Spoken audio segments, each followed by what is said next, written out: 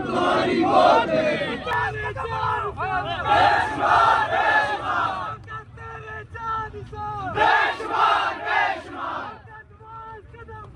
हम तुम्हारे साथ हैं, हम तुम्हारे साथ। जम्मू और कश्मीर ज्वाइंट अवामी एक्शन कमेटी को किसी शख्स के इक़्तिदार से प्रॉब्लम है, किसी शख्स के चेहरे से प्रॉब्लम है।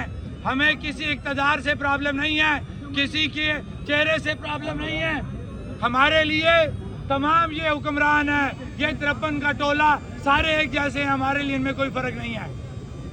हम सिर्फ और सिर्फ अपने हकूक़ की बात कर रहे हैं, अपने हकूक़ का दिफा करना जानते हैं।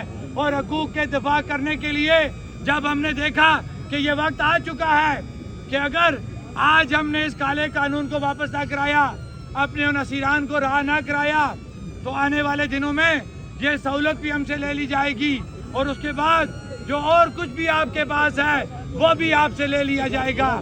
लिहाजा तमाम कानूनी इखलाकी तकाजे पूरे करने के बाद जम्मू और कश्मीर ज्वाइंट अवामी एक्शन कमेटी ने ये फैसला किया है कि आज से हमने ये जो लॉकडाउन लगाया है, हम इसमें नरमी करते हैं। और नरमी करते हुए वो नरमी देने की एक वजह है कि हमने ये फैसला कर लिया है कि पूरे आज़ाद कश्मीर में जो जो हमारे एंट्री पॉइंट हैं, हम उनकी तरफ लॉन्ग मार्च का ऐलान करते हैं।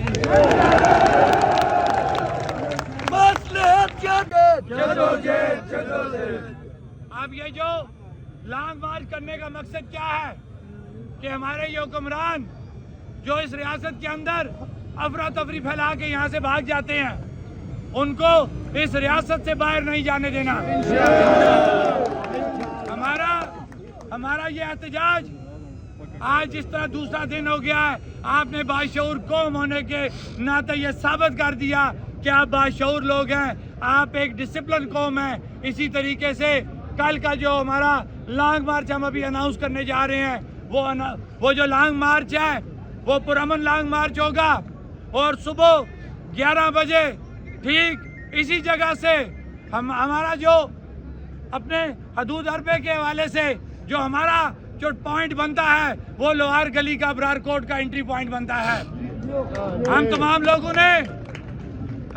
लोगों ने सुबह 11 बजे यहाँ से इकट्ठे होके उस तरफ लॉन्ग मार्च करना है। और मुझे ये उम्मीद है कि अगर इन हुक्मरानों में जरा भी शर्म हुई या जरा भी इस अवाम का ख्याल हुआ तो ये फौरी तौर पे अपनी अना को ख़त्म करते हुए इस काले कानून को वापस लेंगे और हमारे असीरान को रहा करेंगे।